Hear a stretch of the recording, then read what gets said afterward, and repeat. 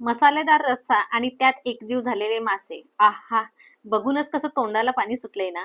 चला तर मग वेळ न घालवता झणझणीत मालवणी चवीला लागणारे कोकणातील स्पेशल मालवणी फिश करीला सुरुवात करूया. तर सुरुवातीला मी तुम्हाला थोडक्यात सांगते की मासे कसे ओळखायचे, मासे फ्रेश कसे असतील आणि मासे कसे साफ करायचे हे पूर्ण जाणून घ्यायचं असल्यास आपल्या या चॅनलवर भरलेला बांगडा फ्राय ह्या रेसिपीवर पूर्ण व्हिडिओ दाखवलेला आहे. नमस्कार, मी संगीता. स्वादवी संगीमध्ये आपलं मनापासून खूप खूप स्वागत आहे. तर आजची रेसिपी आहे आपली फिश करी. इथं मी बांगड्याची फिश करी तुम्हाला बनवून दाखवणार आहे. 0 मिनिटात रेसिपीला सुरुवात करूया. तर सर्वात अगोदर आपण हिरवी चटणी बनवून घेणार आहोत. त्यासाठी भरपूर सारी कोथिंबीर घ्यायचं, भरपूर सारा लसूण घ्यायचा आणि 1 इंच आल्याचा तुकडा, त्याचबरोबर 4 ते 5 हिरव्या मिरच्या घ्यायच्या. मिरचीचे प्रमाण तुमच्या आवडीनुसार कमी जास्त करू शकता.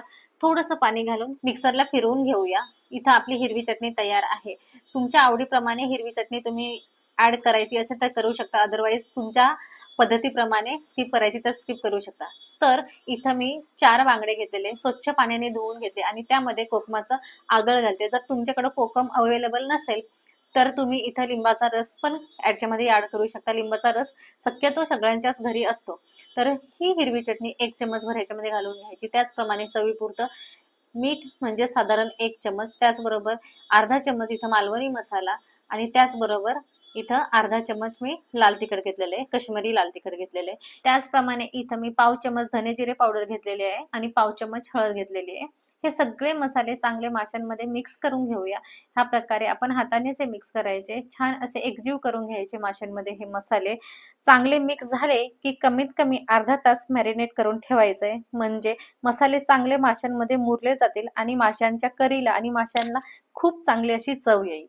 अशाच प्रकारे मिक्स करून झाले आणि ह्याला असंच आपण झाकून बाजूला ठेवून द्यायचंय. चला तर मग आता आपण करीसाठी लागणारा मसाला तयार करून घेऊया. तर त्यासाठी मी इथं 5 ते 6 बेडग्या मिरच्या घेतलेल्या आहे, 1 मोठा चमच धने घेतलेला आहे आणि 1 चमच बडीशोप घेतलेली.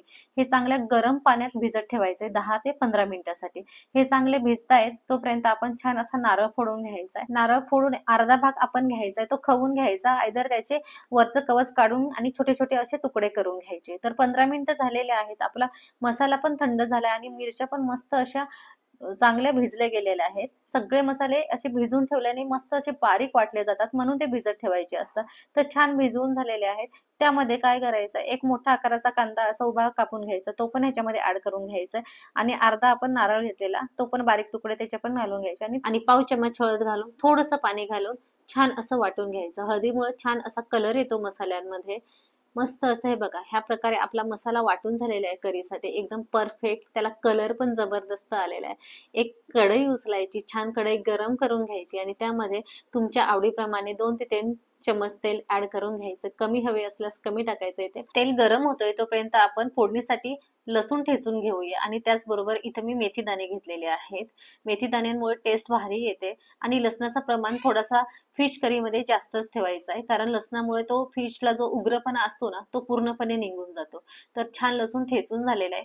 आता आपलं तेल पण गरम झालंय, तर ह्यामध्ये ठेचून घेतलेला लसूण आणि मेथ्या याच्यामध्ये ऍड करून घ्यायचे. लसणाला आणि मेथीला खमंग असा स्वाद सुटला की ह्याच्यामध्ये एक युनिक असा फ्लेवर उतरतो आणि फिश करी खूप टेस्टी बनते. तर परफेक्ट असा गोल्डन ब्राऊन कलर आलेला आहे लसणाला.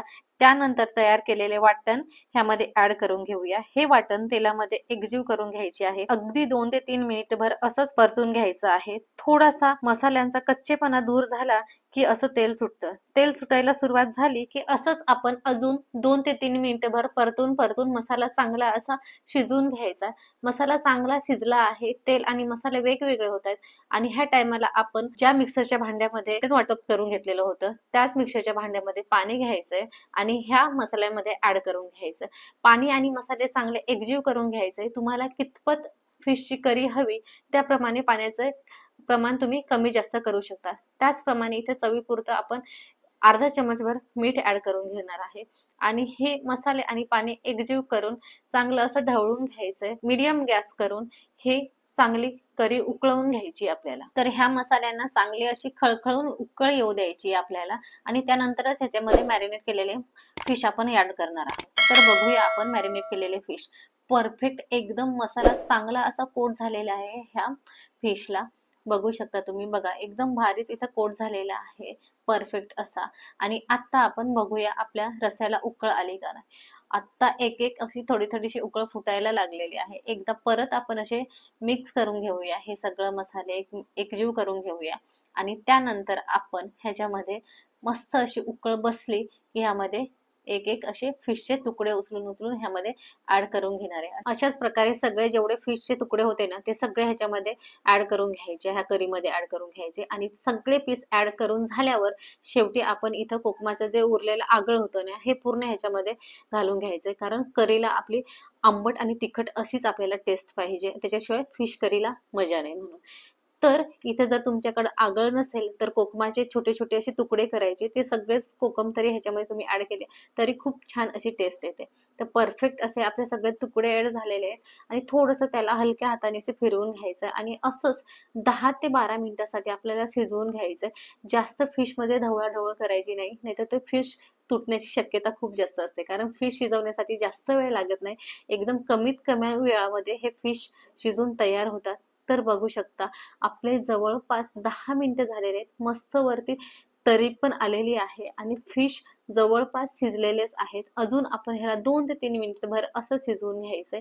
बस परफेक्ट अशी आपली फिश करी इथे तयार आहे. मस्त सॉफ्ट असे फिश आपले तयार झालेले आहेत, बघू शकता तुम्ही. आणि करीची कन्सिस्टन्सी पण एकदम जबरदस्त आली, एकदम अशी घट्ट पण नाही आणि खूप पातळ पण नाहीये.